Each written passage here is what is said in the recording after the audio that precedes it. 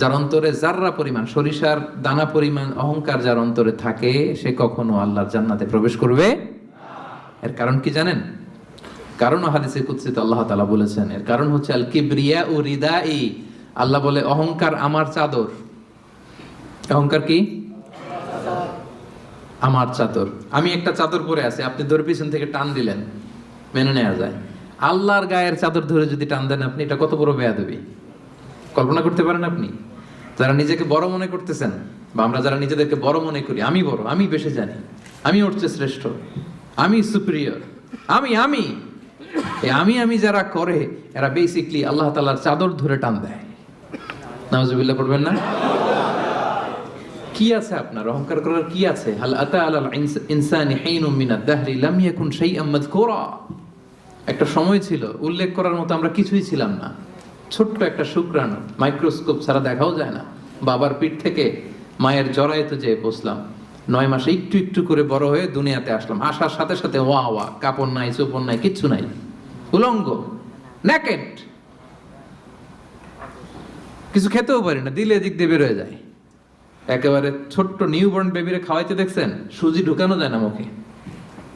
প্রত্যেকের ঘটছে এটা। যেখানে রাখছে পেশাব পায়খানা করে সয়লাভ, কেউ বাকি নাই। আমরা এরকম সবার একই হিস্ট্রি, ঠিক কিনা? পেশাব যেখানে বসা ওইখানে পেশাব পায়খানা। বসা শিখতে কয়েক মাস লাগে, জানেন আপনারা? ছোট বাচ্চা একটা বসাই দিলে এদিকে পড়ে যায়, ওদিকে পড়ে যায়, বালিশ দিয়ে ঠেকনা দিয়ে ওরা বসাইতে হয়। বসা শিখতে লাগে ওর কয়েক মাস। দাঁড়াতে শিখতে ওর 1 বছর লেগে যায়। বড় হওয়ার পরে 5 দিনের জ্বর হইলে এই চেহারা আর থাকে না। এই চেহারার যে গ্লেস, নাদুস নুদুস, আপনি ওই কি বলে, কোভিড যাদের হয়েছে, কাশতে কাশতে কি অবস্থা দেখছেন? এই যে চেহারার হালত দেখছেন? ডায়রিয়া যদি হয় 5 বার 6 বার 7 বার টয়লেটে গেলে ওর দিকে আর তাকানোই যায় না। আমি নাই তো তুই নাই কেন? তুই না অনেক বড়, আমি বড়? তুই না এতদিন বলছিলি আমি বড়? 5 বার 6 বার টয়লেটে হইলে, টয়লেটে গেলে কাঁধে ভর দিয়ে আর একবার টয়লেটে যাওয়া লাগে। আবার লম্বা চূড়া হায়াত যদি পায় 70 80 বছর, একই ঘটনা। আবার খাবার এদিক দিয়ে দিলে এদিক দিয়ে বের হয়ে যায়। 80 বছর বয়স, আবার যেইখানে বসে প্রস্রাব পায়খানা করে সমান, তাই না? তো এই তো জীবন। আপনি বড় হইলেন কোথায়? হাল আতা আলাল ইনসানি হিনুম মিনাদ দাহরি লাম ইয়াকুন শাইআম মাযকুরা। একটা সময় ছিল আমাদের উল্লেখ করার মতো আমি কিছুই ছিলাম না, আবার ওইদিকেই যাব। আবার সব শেষে আবার উলঙ্গ, কাপড় চোপড় ছাড়া একেবারে আবার দিয়ে আসা হবে। তা আপনি অহংকার করার সুযোগটা পেলেন কোথায় ভাই? করা যাবে এটা? এটা করলে কিন্তু আপনার এই দামি অঙ্গটা কলুষিত হয়ে যাবে।